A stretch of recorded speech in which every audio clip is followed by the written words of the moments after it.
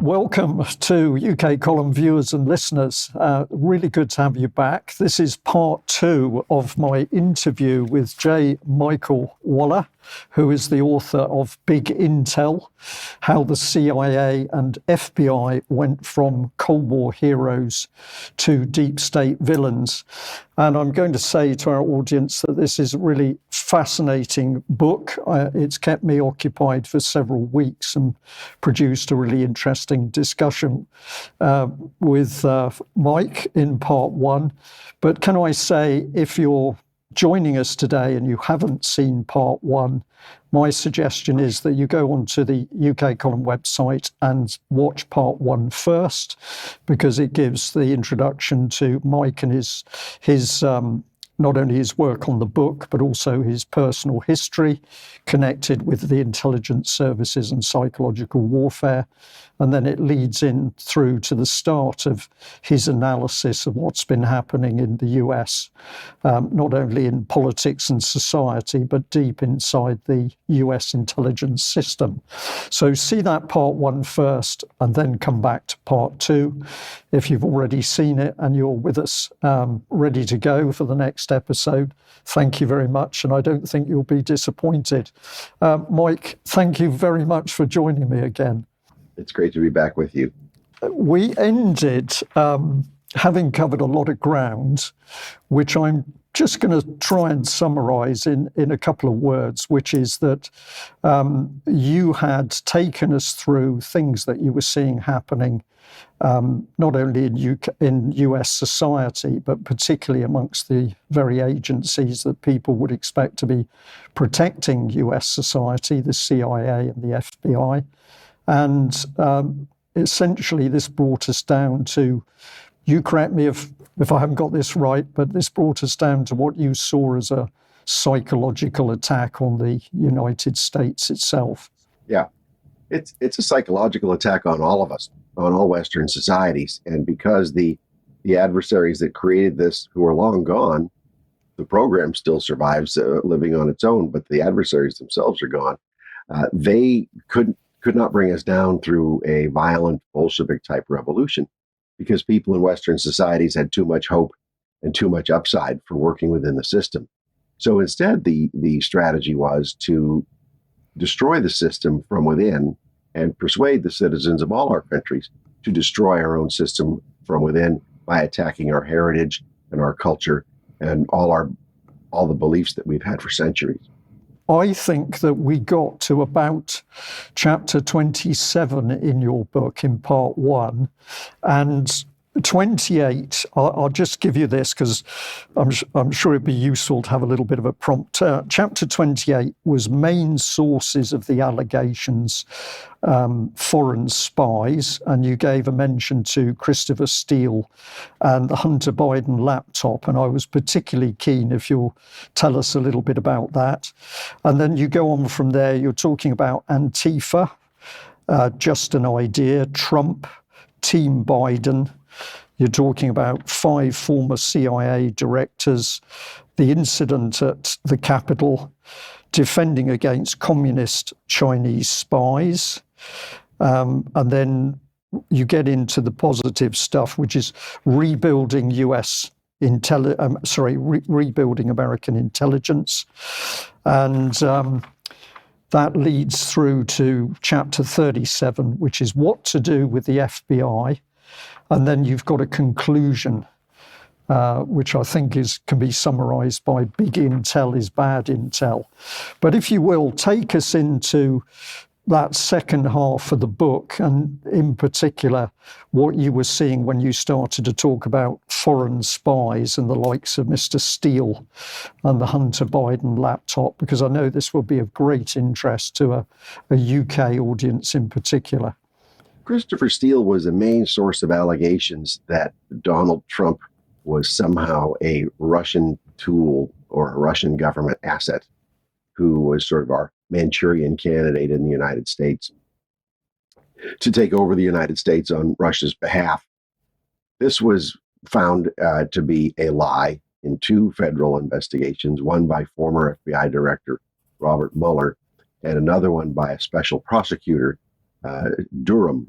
and there was no basis in fact to Christopher Steele's allegations. Now Christopher Steele was an MI6 officer and professionally, but prior to being in 6, he had been part of a campaign to unilaterally disarm NATO. He was with the British Campaign for Nuclear Disarmament as an activist at the time when the CND was being used by the Kremlin as part of a Soviet active measures campaign to destroy NATO and to destroy the British and American nuclear deterrence. So this is the type of person who was behind these allegations. Wow. I did not know that. I didn't know of his connections with nuclear disarmament. That's extremely interesting. Yeah. And well, I think the other comment I'd make on this, it's not unusual that we find British intelligence agents meddling inside US politics. We seem to have always had a finger inside the pie. That's how I see it. I don't know how you would view that. Well, George Washington had a problem with that too. Yeah. So it goes back a very long way, but under very different circumstances. Yes. But since our countries have been such strong, it's been in the British interests, not necessarily the American interest, but if we consider each country has its own national interests, and sometimes those interests won't be the same. And so it's been in British interests to get involved in American politics from time to time, just as the United States gets involved in other countries' politics from time to time. But it's a very different issue when former British intelligence officers meddle in American politics with falsehoods to disrupt and polarize our system. That's a hostile act, not by the British government, because in this particular case, the individual was acting, we hope, as a private citizen. But nevertheless, it's a divisive, an extremely divisive action by really what amounts to a hostile foreign actor as an individual. Hostile being just because he's a British citizen and is a citizen of our closest ally does not mean that he himself is doing work beneficial to us. Now, parallel with Christopher Steele's false allegations were allegations by a Russian asset that the FBI had. He was a Russian citizen who the FBI believed at the time was still working for the Russian security services.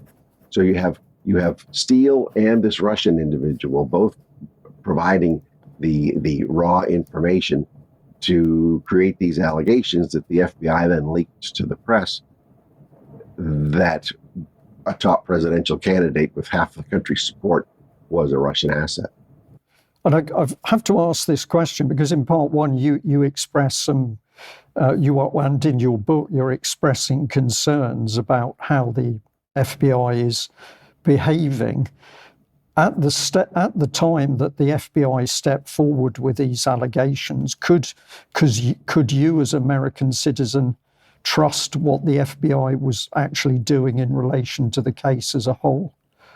No, this is part of the breakdown of public confidence in the FBI. There had been problems for a long time, but you can always forgive a human institution for making mistakes if those mistakes were corrected. But in this case, the FBI was adamant that Trump was a Russian asset, and in so doing, through falsehoods, it undermined public confidence in the ability of our own government to detect and combat Russian disinformation and Russian covert operations. If the FBI was spreading lies about these things, who do you trust anymore? Yeah. So we as a public didn't have an institution that we could trust to protect us against hostile Russian foreign subversive political attack. And that's a key point, isn't it? Society starts to become confused as to where the truth is, who they can trust. So we have a lot of information certainly being thrown at us here in UK at the moment that it's only social media that's pushing out misinformation and disinformation. But when government assets are doing that, people in the population are becoming really disorientated and confused. Right. And then it even gets more complicated because we as a public, we trust the British, implicitly, but when a former intelligence officer from the British Secret Service is doing this, and there's no public pushback from the British Secret Service saying he doesn't speak for us, and indeed there are we know for a fact that the FBI was using some of the Five Eyes to spy on American citizens to help the FBI circumvent domestic laws against spying against our own citizens. That undermines public confidence in our closest allies.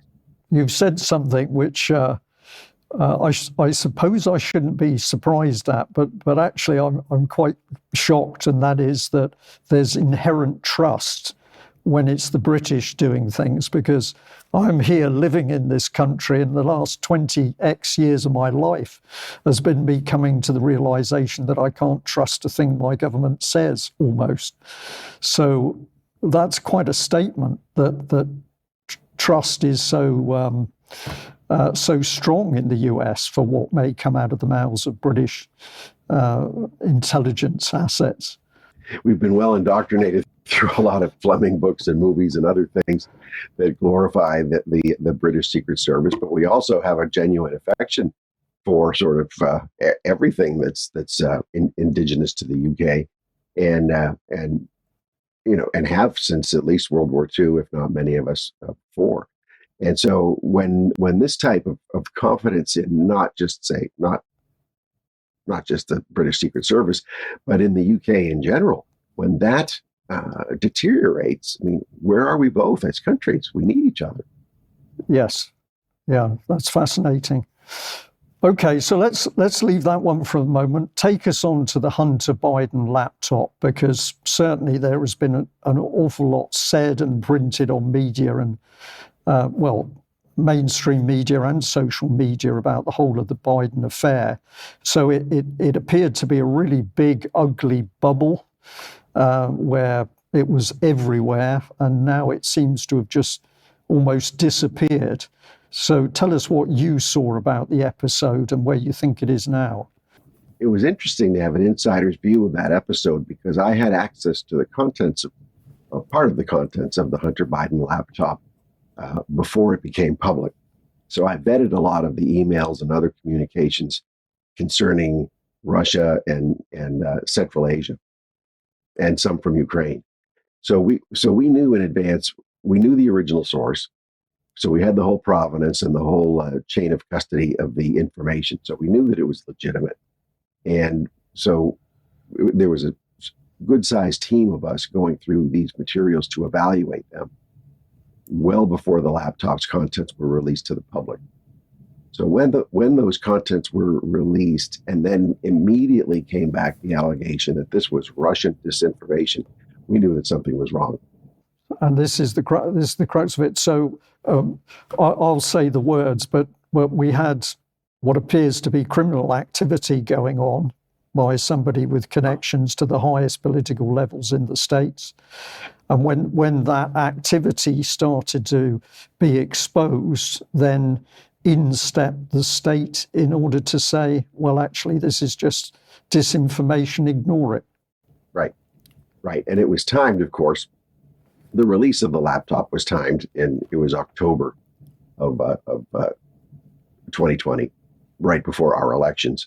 But the denunciation of it was very interesting, because political activists who were supporting Joe Biden came out and they organized. These were intelligence professionals who became political activists. Came out, and they had 51 former senior intelligence officials, 5 former CIA directors, a whole lot of different operatives and analysts and officers, and then a lot in the military field and other intelligence organizations to come out. 51 of them applied their names to a letter with the false headline that this was Russian disinformation. The letter said it had all the hallmarks of Russian disinformation, and then the usual caveats that they can't tell one way or another. But the group wanted their headline that it was Russian disinformation, because this was 3 days before the Biden-Trump presidential debate.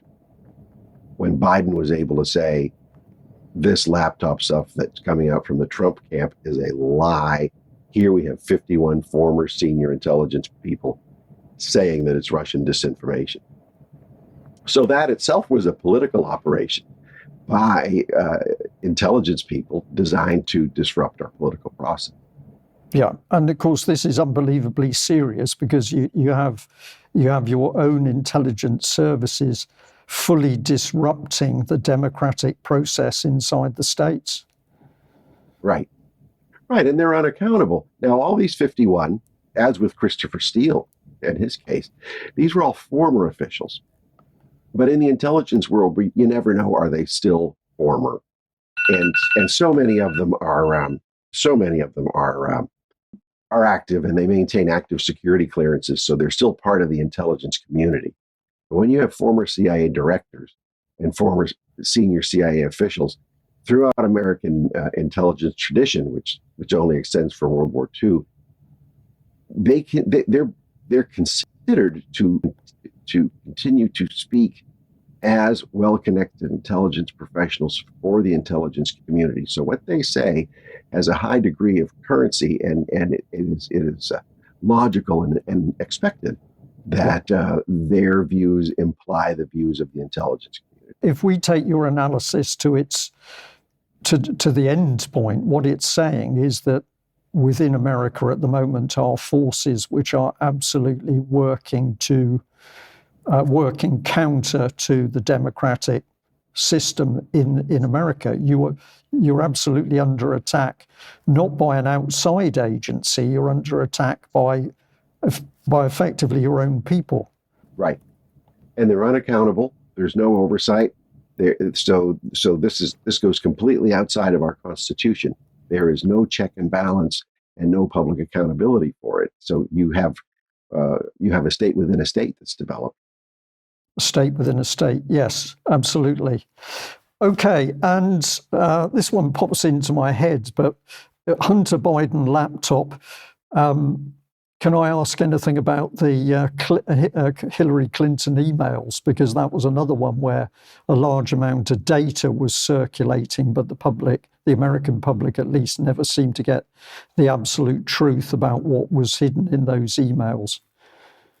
Right, and we still don't have answers to those questions, many, many, many years after the fact. That was a different case where Hillary Clinton, as Secretary of State, was circumventing the law or breaking the law, because all communications between government officials on government business have to be done through government servers and archived with the National Archives. In Hillary Clinton's case, she had a private server installed in the bathroom of her house to circumvent all of that, so there would be no archival record of the things she was working on as Secretary of State. So not only was that a major violation of the law, but then you had classified information, which is understood to have been put on those servers of a highly sensitive nature, that was open to compromise because it didn't have any of the security features that a Secretary of State of the United States would need.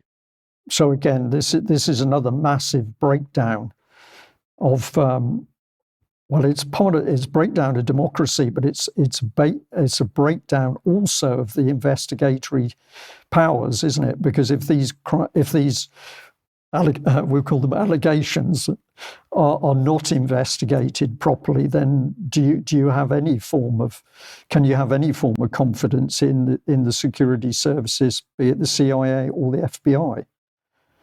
No, I mean, imagine we just have our own domestic American interests here, but you also have international issues. Imagine being a foreign leader in contact with the American Secretary of State, and you have no confidence that those communications will be secure. Yeah. You have no knowledge that those communications are being run through a server in her bathroom with no integrity to the security of this. So anybody could pick up the secrets that are being discussed. Yeah. And Mike, I'd like to say this because if we've got people in the American audience, I'm here as the Brit asking some pretty tough questions about how America is conducting itself. And I'll say that as I'm asking these questions, a few years ago, we were looking at a situation where there'd clearly been the abuse of children at high political levels in Britain. And it was our own intelligence services, MI5, that were working to keep everything quiet in order to protect the political leaders. This isn't hearsay. This was reported quite openly by many credible mainstream media sources. So we've seen the same problem here, where the intelligence services that you would have thought would have been digging this stuff out to make sure the people running the country were above board honest and certainly not criminal. The intelligence services were working to protect those sorts of people. So it's happened here as well. Sure. Then imagine now hostile foreign actors, say the Russians or the Chinese or others, who might also be using this. So if the internal security service is keeping it secret, and these are the types of activity, it's easy to blackmail and compromise anybody who is abusing children. Imagine what the Russians and the Chinese could have, and the leverage they would have over those politicians and officials, because it's all being kept secret. If it's brought out to the light, then there's someone can't be blackmailed for it. I mean, they can have their careers destroyed, but at least they cannot be blackmailed to the detriment of the country.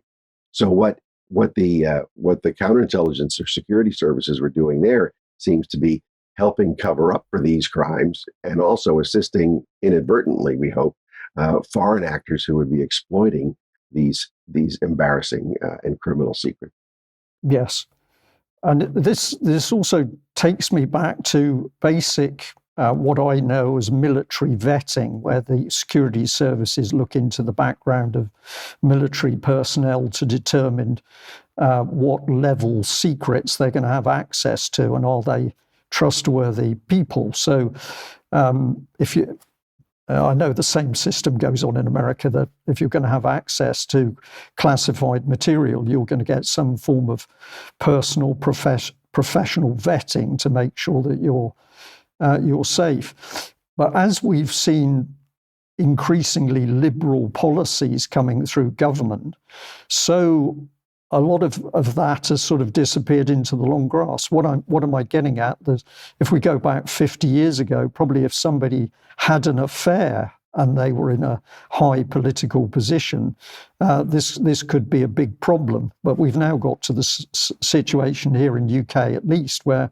we can have politicians who can not only be having affairs, they can be taking drugs on camera and organising for drugs on camera. And yet they seem to survive this. It's as though that's acceptable. So what's the next level? Well, probably we're going to go to some form of really serious issue. Child abuse is one of them, where that is the last domain. You can take drugs, you can have multiple sexual partners, you can be doing all sorts of things. That's now acceptable. So you've got very little left before anything goes. And once that's acceptable, you have no control over morality or honesty or democracy itself. So the liberalisation is part of the problem, which I think I'm correct in saying is partly what you're warning about, because this is the changing of the mindset of the nation. Every society has its own moral standards, and those standards can change over time. Some standards are eternal, some are rather fluid.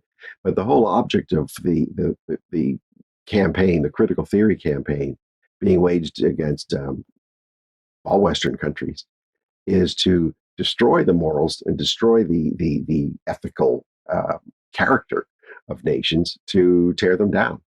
Yeah. Once you accept pedophilia as a norm to be protected by the authorities, you've lost your society. Yeah, that is the statement, and I believe that's the situation that we're seeing in UK. But that we'll save that one. So probably the next thing to move to after Hunter Biden is to Trump, because one of the chapters you were talking about Trump and the apparat, if I got that correct, and you were saying that he saw things, but he didn't actually have a plan to counter what he saw. Can you tell us a bit more about what you were seeing in relation to that? Yeah, well, first, Donald Trump didn't really think he would win in 2016. He didn't think he would beat Hillary Clinton. So he didn't have a plan to take office. And then even if he did anticipate taking office, he thought you could run America like you'd run a business. You just put the right people in on top, and then they would follow orders from the CEO. Of course, that's not how it works. And he learned that the hard way. So he didn't come in with a strategy. He didn't come in with a plan because he didn't have a strategy to guide the plan. He didn't have the team to put in place. It was a very eclectic, last minute type of team. A lot of it was very inexperienced. And there was a lot of acrimony with him. So he came in with none of the planning assets that an incoming president would require to govern the way he had campaigned he would govern. Apart from that, he had then no executive orders. So when a president comes into office, any president, he issues executive orders that are diktats to tell the bureaucracy how he wants things to run or how he wants them not to run. He didn't come in with a library of executive orders ready to implement on day one. Bill Clinton did, Ronald Reagan did before him, Barack Obama did, and Joe Biden did, but Donald Trump did not. So he came in with no assets. So he was hamstrung from day one. And this allowed the entrenched apparat, the intelligence apparat, the what some call the deep state, to survive unmolested. So Trump never tried to bring the FBI to heel. He just changed the leaders and took one leader out and put a weak leader in. But the central nervous system of the FBI, which has become radicalized, is able to run that leader as its own. The same with the FBI when he put in Gina Haspel as CIA, when he put in Gina Haspel as CIA director, he allowed the CIA to run itself. Yeah. So to his credit, he never tried to politicize it. But to his, I think he's learned a lesson now. He never tried to prevent the abuses that were being taken place, to prevent them from happening, and then to hold those abusers accountable. This is a very important part of this thing for discussion, because when we look at any Western democracy and you start to ask within that democracy who holds the power, and we'd like to say, well, the voters do, because if the voters are unhappy with what's going on, they can vote in their new democratically elected representative, and that makes the change through the system. But it isn't quite as simple as that, because most of the Western states, and if I focus on UK, they've got an inherent machinery of government which runs itself. We would call it the civil service. These are the publicly recruited and paid officials that work in the Ministry of Defence or the Department of Health, whatever it is. And around them is an immensely strong policy heading in whatever direction it's heading in. And even if you get a new member of parliament that is elected who says, well, actually what we're doing is wrong, they've got to try and change direction for a very big beast. It's like a super tanker. It's going to take time to turn it. And I think that's what you're getting at with the system. But over and above the civil service, we've got very powerful advisors who the intelligence services must form the backbone of that, because they come in with information always as if it is factual, because they've been very clever in determining what this information is. And it's then presented to political leaders and even the president or the prime minister here in UK as factual. And how does the political representative or the prime minister or the president challenge information which has come from the intelligence system? How do they do that? it's really difficult. And this was why it's so important for leaders as well as the public to be able to trust their intelligence services, because it's not as if you say prove it to an intelligence report. It can't be proven because the sources and the methods of the information are secret in order to protect those sources and to protect those methods from our adversaries. So you have to accept the material at face value. But when it becomes politicized, or when there's a concern that it's become politicized and weaponized, as we call it, you can't trust it at all. Yeah, Which defeats the whole purpose of having an intelligence service. Yeah, Mike, in making that statement, you're talking, when you say politicized, you're saying it's being politicized within the intelligence services itself before it's being given to the politicians. Yes, yes, it's because the worldview is become so skewed. I mean, if you consider what's happening in the CIA now, where you have you're supposed to collect intelligence based on a tasking to collect intelligence of a certain nature from a certain place or whatever. That intelligence, that information is then analyzed. It's vetted for its validity. It's then analyzed by different groups of analysts, all professionals who hopefully will have different perspectives and different points of view in order to validate and invalidate what's coming in, and then they process that into what's called an intelligence product, an analytical product that's then provided to the president or his designees for the purpose of making sound decisions. If you don't have that, if you have intelligence that is now so skewed because of an ideological transformation of the intelligence professionals themselves, the critical, the embrace of critical theory, the view that America is an evil country founded by evil men for the purposes of building and maintaining a white racial supremacist system and oppressing the rest of the world. If you're believing that as an intelligence analyst and you're letting that color your analysis of intelligence, you're basically doing the enemy's work for him. Yeah. And you're misinforming and then deliberately disinforming the president and his designees in this. And then the entire integrity of the intelligence community is destroyed. The same thing goes with the FBI and domestic security, but also the rules of evidence, because the FBI is a domestic intelligence service with police powers. So it has both the rules of intelligence, but also the rules of evidence that you would enter in court. And if the FBI is going ahead with an entirely skewed view of the nation and a skewed view of our constitutional system, and even a no longer believing in our constitutional founding principles, it is going to take its powers and authorities and abuse them to make the evidence fit the crime they want to convict you of, as opposed to simply letting the facts speak for themselves. Yeah.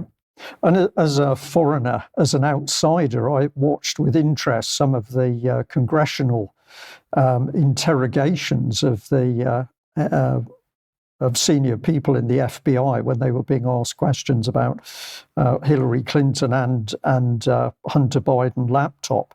And of course, when a question was asked, which was the key penetrating question, invariably they would come out with a comment like, "Oh, well, we can't answer that question in this venue. We can't, So whether a private response clear of the public was ever provided or not, I don't know. But you could see constant deflections when questions were coming in from senators that were clearly hitting the spot. Yeah, and it's not like the FBI witnesses don't know they're going to get these questions, because the terms of the hearings are discussed in advance, and the witnesses are told, please be prepared to address these types of questions. And the FBI can always say, look, this is sensitive information. We can tell you in a classified session.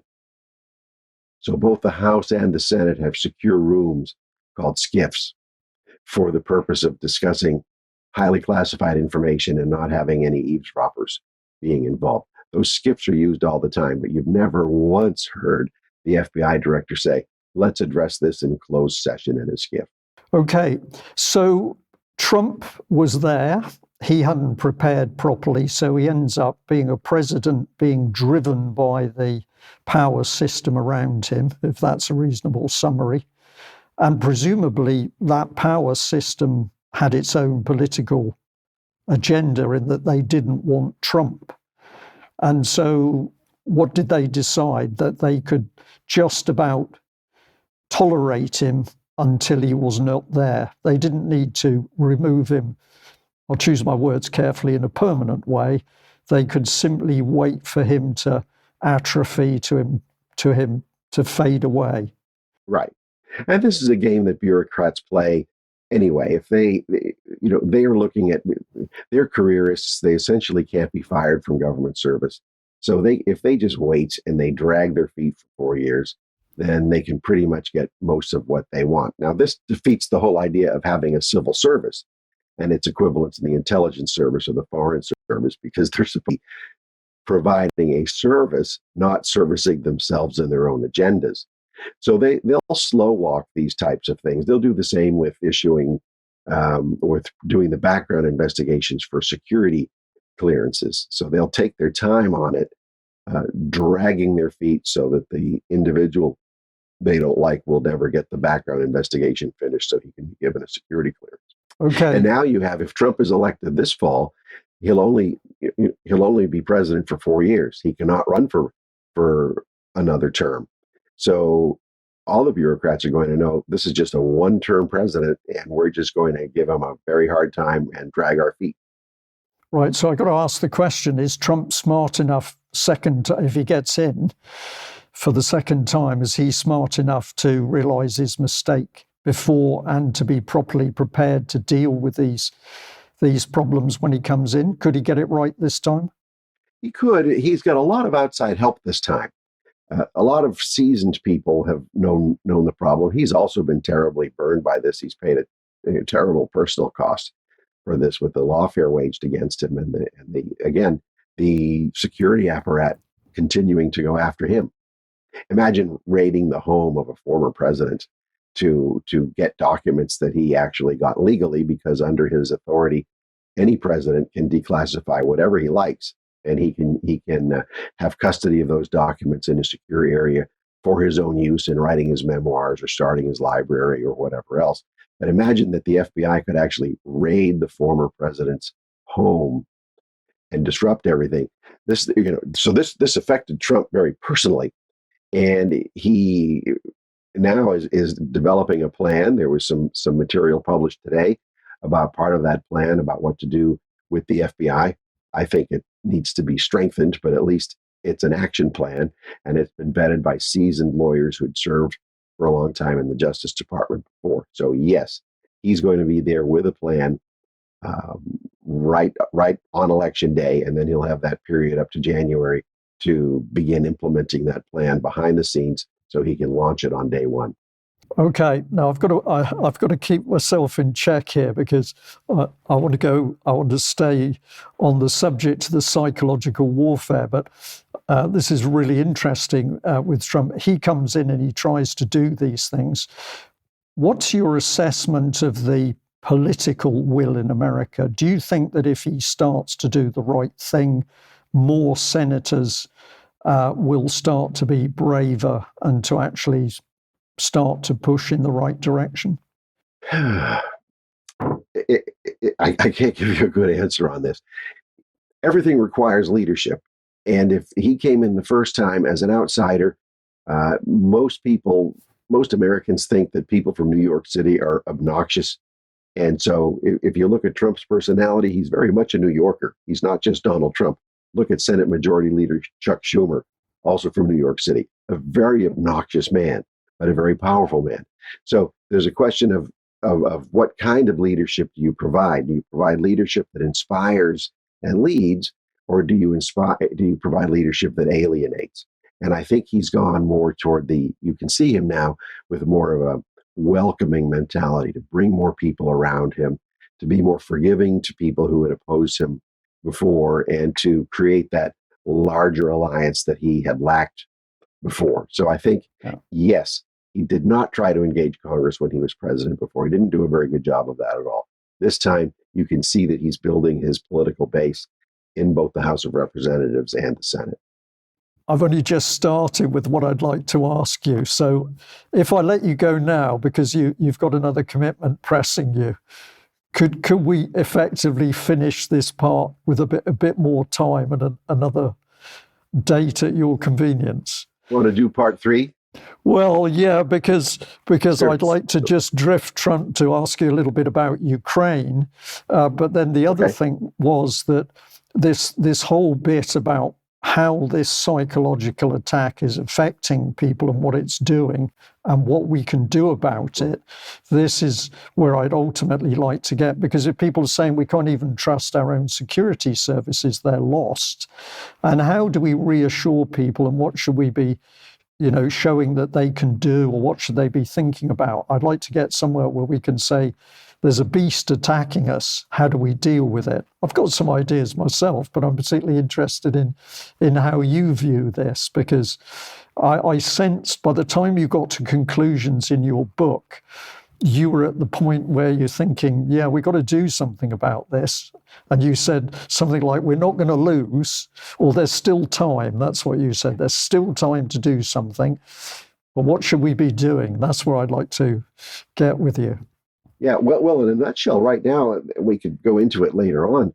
The way the career paths move, you've had now these radicalized critical theorists, cultural Marxists, have been, they're more than halfway through their careers. So with one more presidential term, they'll be running all of these intelligence organizations with, without any checks and balances on them. So that's one of the reasons that this next presidential administration is so important, is because that careerist chain of radical takeover has to be broken. Yeah, absolutely. And just give you a little teaser, I brought a number of books with me, which I thought you might be interested in some of the things. But this is a book that made a big impact on me. It's basically U.S. Navy aviator, great experience, but he also did some work in the U.S. Ministry of Defense. And the book was From Trust to Terror: Radical Feminism is Destroying the US Navy. And this was a book that I came across many years ago. It's not very thick. You know that somebody's really written it from the heart. But here was a US Navy aviator warning that the radical feminism was doing something really dangerous inside the American military. And to me, this was a book that helped my thinking about this psychological attack. But we'll save that. Well, Mike, I've got to say thank you very much for joining us. It's been really excellent, and I'm really looking forward to getting you back to continue this discussion into the psychological attack on not only the US, but Western countries. Thank you for joining us.